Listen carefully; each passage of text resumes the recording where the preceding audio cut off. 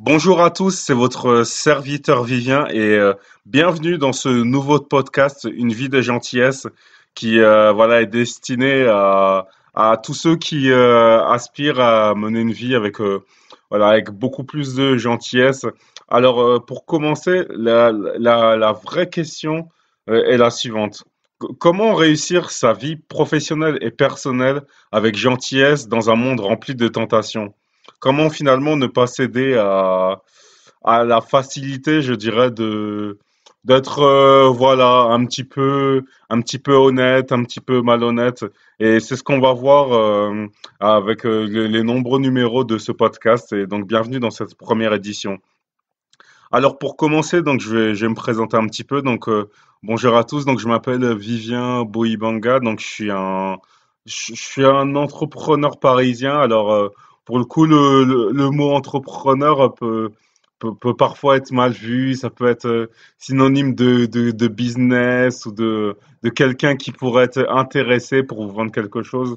Alors, dans mon cas, ce qui m'a poussé à lancer ce podcast et ce qui m'a poussé à devenir entrepreneur et à aussi vivre ma vie à mon compte, c'est que pour présenter un petit peu mon parcours, voilà, j'ai grandi dans les quartiers nord parisiens, dans les quartiers populaires et finalement, ce qui était dur et ce qui m'a souvent un petit peu marqué durant toute mon enfance, puis dans le début de ma vie professionnelle, c'est que finalement, on essaye tous d'accomplir des grands projets personnels, professionnels, mais la plupart des gens sont prêts à, je dirais, à soit faire des sales coups, soit à être un petit peu hypocrite, malhonnête et voilà. Et plus je grandissais, plus je me rendais compte que finalement,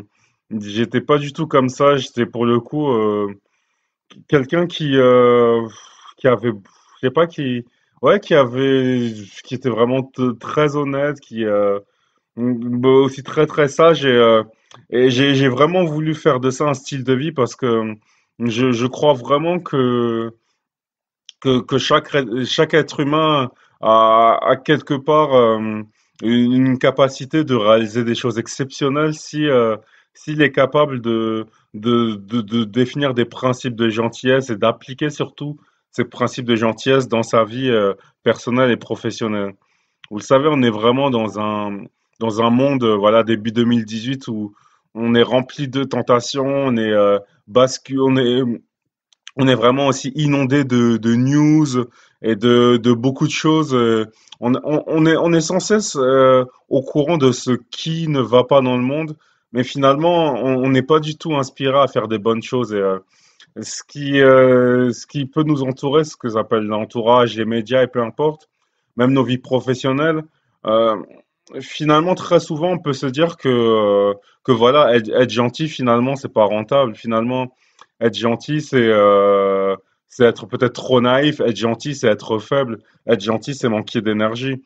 Moi, par exemple, très souvent, dans mon enfance et même dans ma vie adulte, en étant gentil avec les autres, souvent, voilà, on me considérait comme quelqu'un peut-être de faible, ou qui manquait d'énergie.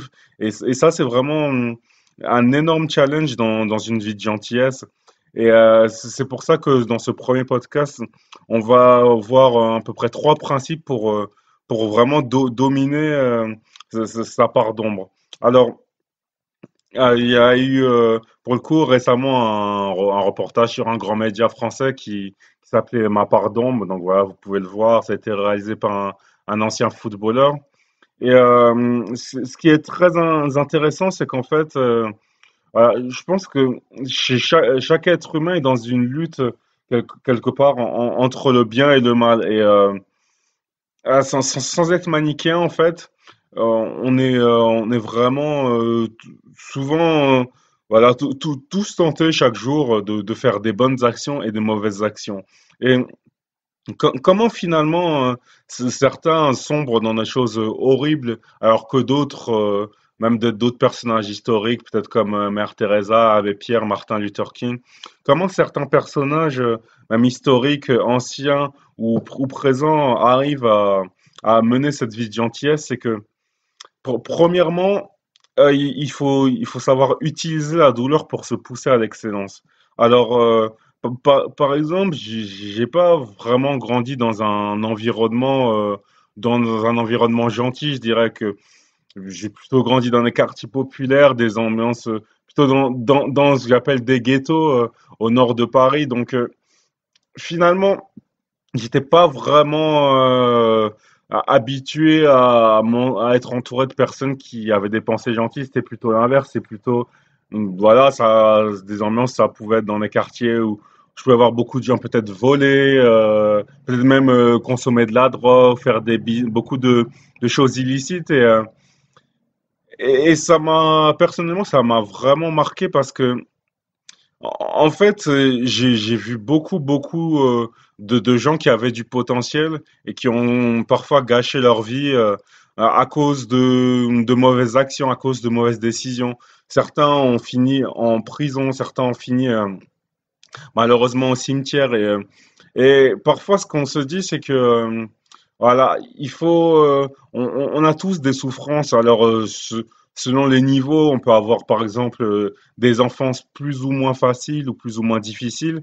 Mais ce qui est vraiment important, c'est en fait qu'à chaque fois que quelqu'un nous fait du mal, il faut se dire, voilà, j'ai cette douleur, à ne pas hésiter à l'écrire, à en parler. Mais une fois qu'on en a parlé, voilà, il faut se dire, voilà, telle personne m'a fait tel mal. Voilà, par exemple, c'est intéressant de prendre une feuille et de se dire, voilà, quelle douleur on a pu me faire en 2017 et dans les années avant. Voilà, qu'est-ce que je ressens en ce début d'année 2018? Voilà, j'ai telle douleur et maintenant, à chaque douleur, en fait, il faut y associer un défi. Par exemple, je sais pas, si par exemple on peut être dans quelqu'un qui a grandi avec un manque d'amour, ben voilà, le défi, ce sera par exemple de donner encore plus d'amour, d'aider encore plus de personnes. Si on est quelqu'un qui a eu des difficultés peut-être scolaires, ben le défi peut-être ce sera que dans sa vie après de pourquoi pas passer des certifications, pas forcément retourner à l'école si on est un adulte, par exemple, qui est déjà parent, papa, maman, mais ça peut être par exemple passer des certifications, se donner des challenges pour ne pas rester sur ce sentiment d'échec.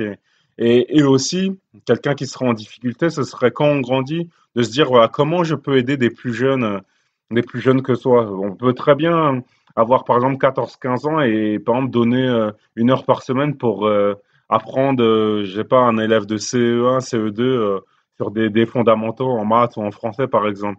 Donc voilà, chercher toujours des moyens pour associer chaque douleur présente dans votre vie. Si par exemple vous avez été sujetti à presque des sentiments de burn-out ou de dépression, ben, utilisez ça pour par exemple faire des formations ou des choses pour faire de la prévention dans ces domaines-là. Certains, par exemple, ont eu des tentations vraiment difficiles, peut-être même des pensées de suicide ou des choses très graves. Voilà, utiliser des choses parfois dans la gravité, en fait, il peut naître vraiment des choses vraiment excellentes. Et parfois, par exemple, on a eu des personnes qui se sont retrouvées à cause des difficultés de la vie sans abri. Et quand ils s'en sont sortis, ils ont créé, par exemple, des formations incroyables pour motiver les jeunes et pour vraiment transformer des vies. Donc, utilisez toujours cette douleur pour vous pousser à l'excellence. C'est vraiment ce premier point qui est très important. Et ce qui peut vous permettre de faire la différence. Donc le deuxième point, c'est qu'il faut développer une mentalité de gagnant plutôt que de victime. Alors, la mentalité de gagnant, c'est accepter les situations. Et c'est qu'en fait, dans la vie, il y a certaines choses pour lesquelles on est responsable. Par exemple, si j'entre dans un magasin et que je commets un vol, ben voilà, j'ai fait une mauvaise action, je suis responsable. Et il y a des situations dans lesquelles on est notre responsabilité peut être moins engagée. Par exemple, je peux être un salarié dans une entreprise et subir un licenciement économique. Alors, dans certains cas, je peux être responsable et dans d'autres cas, peut-être que j'ai, par exemple, fait du très bon travail et que je suis tombé dans une entreprise qui a pris des décisions peut-être même injustes. Et voilà, dans les deux cas, en fait, il faut être actif plutôt que passif. C'est-à-dire que quoi qu'il nous arrive, on peut pas toujours contrôler ce qui va nous arriver, mais on peut contrôler nos réactions. Et la manière dont on réagit aux difficultés de la vie, c'est ce qui va déterminer c'est notre capacité à mener une vie de gentillesse et notre capacité à créer des résultats positifs. Et quand on développe une mentalité de gagnant en se disant, voilà, j'ai telle difficulté, ça peut être financière, ça peut être, je sais pas, professionnelle, amoureuse. Quand on développe cette mentalité de gagnant, on est vraiment capable de créer des choses exceptionnelles parce que, vous le savez, euh, un être humain, j'ai presque envie de dire que le ciel est la limite à partir du moment où il a une bonne psychologie, où il a des bonnes stratégies et également où il a des bonnes actions envers les autres. Et la mentalité de gagnant, ça permet de chaque jour de devenir une meilleure version de nous-mêmes. Et quand on devient une meilleure version de nous-mêmes, mais ça fait toute la différence. On est capable d'aider les autres, on est capable de mener, de se rapprocher un peu plus de notre vie de rêve, parce que vous le savez, on a tous beaucoup, beaucoup de rêves. Et voilà, c'est- 80% des résultats dans notre vie vont dépendre de notre psychologie. Par exemple, j'étais tombé un jour sur un livre d'un peintre qui avait grandi en Irak et en Iran, et il avait grandi au milieu de la guerre, et lui, par exemple, au milieu de la guerre, ce qu'il a utilisé, c'est qu'il a utilisé la peinture comme moyen d'expression et comme moyen pour exprimer la paix. Donc, même dans les situations chaotiques, on a parfois des gens qui grandissent parfois dans des pays en guerre et qui se servent de situations chaotiques pour créer des situations exceptionnelles. On a par exemple en France, on a un chanteur assez connu qui s'appelle Corneille, voilà, qui a eu des passés vraiment difficiles et voilà, qui s'est servi de ça pour créer un meilleur avenir, pour vivre ses rêves dans la musique et pour voilà, avoir des musiques très adoucissantes. Donc c'est vraiment on a tous des difficultés, mais la manière dont on les gère, et cette psychologie de gagnant, vraiment, il faut vraiment faire ce choix de se dire, voilà, quoi qu'il m'arrive, je décide d'être acteur de ma vie et de tout faire pour être un gagnant, pour avoir une mentalité de champion. Et c'est ça vraiment, cette mentalité de gagnant qui nous permet de réaliser des grandes choses. Et le troisième principe qui est vraiment très important, c'est de développer une vie de principe plutôt qu'une vie de sentiment. Alors ça, comment l'expliquer? Alors, vous le savez, bon, on est des êtres humains, on a tous des sentiments. Par exemple, quelqu'un, par exemple, dans le métro parisien qui prend le métro, voilà, c'était une belle répétition. Donc, par exemple, dans les transports, ça peut être à Paris, en France, si, un exemple très simple, si quelqu'un nous bouscule, quelqu'un qui écoute ce sentiment peut même être tenté de répondre assez violemment ou d'aller à la bagarre. Alors que quelqu'un qui a une vie de principe, il va avoir ces sentiments de frustration, d'énervement, mais il ne va pas les écouter et il va décider de les balayer en fait. Et la vie de principe, c'est vraiment de se dire que quoi qu'il arrive, je veux garder mes principes de gentillesse et de bienveillance envers les autres. Et, euh, et voilà, je refuse de laisser mes sentiments dicter ma vie. Parce que malheureusement, on a vu que par exemple, dans certains domaines comme la vie professionnelle, la vie amoureuse, certains, à cause d'un mauvais sentiment qui peut venir, vont prendre une mauvaise décision et ça peut amener des couples à se briser, ça peut amener des très mauvaises décisions amoureuses, ça peut amener des très mauvaises décisions professionnelles, par exemple je sais pas, des tentatives de corruption et on veut vraiment avoir une vie de gentils principes pour pouvoir aller au-dessus et toujours rester bienveillant. Et en tout cas, vous en êtes vraiment capable voilà, pour dominer sa part d'ombre. En tout cas, on a besoin de ces 3 points. On a besoin d'utiliser nos douleurs pour nous pousser à l'excellence. On a besoin de développer une mentalité de gagnant plutôt que de victime. Et on a besoin d'avoir une vie de gentil principe plutôt qu'une vie de sentiment. Et vous savez, c'est pas facile. Si c'était facile, tout le monde le ferait. Mais justement, l'excellence, finalement, c'est dans un monde où on est très facilement perverti, on est très facilement tenté par des mauvaises choses. L'excellence, finalement, c'est de réussir à garder des gentils principes et à mener une vie de bienveillance et d'aide avec les autres. Et en ce début d'année, ce que je peux vous souhaiter, c'est d'appliquer ces 3 principes, de dominer et d'effacer sa part d'ombre, et vraiment de pouvoir voilà, effacer le passé et faire de 2018 l'année la plus gentille de votre vie. Et c'est comme ça que vous verrez que vous aurez des résultats incroyables. Parfois, ce qui est un petit peu dommage, c'est que on est beaucoup d'êtres humains, par exemple, à être tentés pour, par exemple, devenir millionnaire. Si, par exemple, on demande à tous les êtres humains qui veut devenir millionnaire, tout le monde lèvera la main, ou quasiment, pour ceux qui ne le sont pas, bien sûr.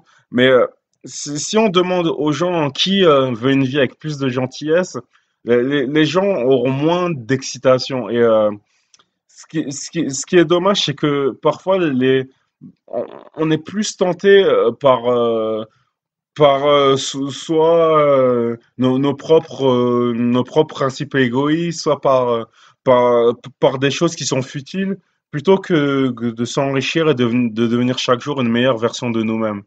Et vous savez, je vous souhaite vraiment, en tout cas, pour ce premier podcast, de dominer votre part d'ombre et vraiment faire cette décision, de prendre cette décision, d'avoir cet engagement de mener cette vie de gentillesse autour des 3 principes qu'on a vus aujourd'hui. Et vous verrez que, voilà, ce sont pas des principes qui sont faciles. On n'est pas du tout dans le monde des bisounours, on n'est pas du tout dans un monde merveilleux où il n'y a pas de tentation. C'est exactement l'inverse, mais vous le savez, plus c'est difficile, et plus le challenge et plus les victoires seront belles. Donc, acceptez le challenge et voilà, gardez ces mentalités de gagnant, et vous verrez que vous pourrez faire vraiment des choses, mais absolument fabuleuses dans vos vies professionnelles, personnelles. Et en tout cas, je vous souhaite vraiment de pouvoir accomplir tous vos rêves. Et je dirais que la gentillesse, finalement, c'est un engagement à long terme. On est aussi vraiment tenté de faire beaucoup de mauvaises choses pour des résultats à court terme. Mais parfois, la gentillesse, ça va nous demander aussi beaucoup plus de patience. Mais vous verrez que si vous prenez ces engagements de gentillesse, ça, ce sera pas facile. Il y aura beaucoup, voilà, parfois vous pouvez croiser des mauvaises personnes justement qui essaieront de profiter de cette gentillesse. Et bien sûr, ce qui va être très important, c'est une vie de gentillesse, c'est de quelque part aussi de rester fort, de ne pas se laisser marcher dessus par les autres. C'est-à-dire que bien sûr, dans la vie, je dirais même que souvent, plus on est gentil et plus on va tomber sur des personnes qui vont essayer de profiter de notre gentillesse, de profiter de ce qu'ils pensent être une faiblesse. Mais voilà, on veut vraiment accepter ce challenge en tout cas. Donc c'était un plaisir de vous servir dans ce premier podcast avec ces conseils, voilà, qui j'espère vous amèneront une différence positive. Et en tout cas, je vous invite vraiment à changer votre environnement, changer le monde avec gentillesse. Et en tout cas, on se retrouvera très très vite pour de nouveaux podcasts.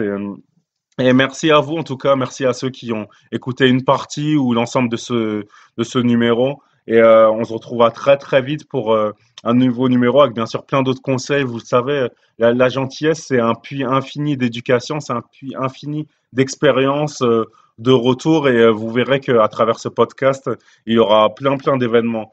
En tout cas, vous pouvez, si ça vous intéresse, souscrire également à une newsletter gratuite sur la gentillesse. Donc ça s'appelle gentil au pluriel leader.com/newsletter. Donc voilà, vous avez juste à laisser votre adresse mail et je vous partagerai aussi par mail d'autres conseils. Et puis sinon, vous pouvez aussi me voir sur les réseaux sociaux, donc Vivien Boibanga sur Twitter, Instagram, et vous avez une page Facebook qui est en train de se créer, donc Vivien Boibanga. Voilà, moi, mon but vraiment, c'est d'aider un maximum de personnes. En fait, il vaut mieux parfois aider 10 personnes, être suivi par 10 personnes qu'on va pouvoir aider régulièrement, plutôt que d'avoir une communauté d'1 million de personnes dans laquelle finalement on va juste vendre du rêve et être faux et aider finalement que très peu de personnes. Donc voilà, j'ai vraiment un cœur d'aider un maximum de personnes et c'est pour ça que je lance ce podcast. Donc je vous dis, changer le monde avec gentillesse et voilà, on a tous des défauts, on a tous des pardons, mais voilà, prenez cette décision de mener une vie de gentillesse et c'est comme ça que vous aurez des résultats incroyables. À bientôt pour un nouveau numéro d'une vie de gentillesse.